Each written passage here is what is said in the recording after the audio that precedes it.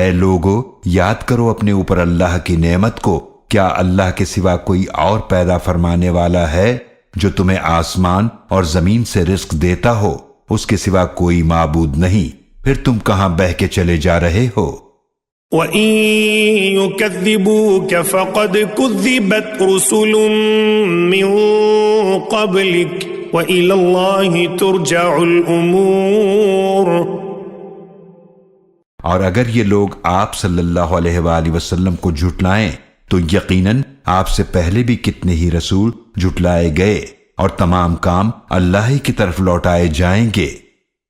یا ایھا الناس ان وعد اللہ حق فلا تغرنکم الحیاة الدنیا ولا یغرنکم باللہ الغرور۔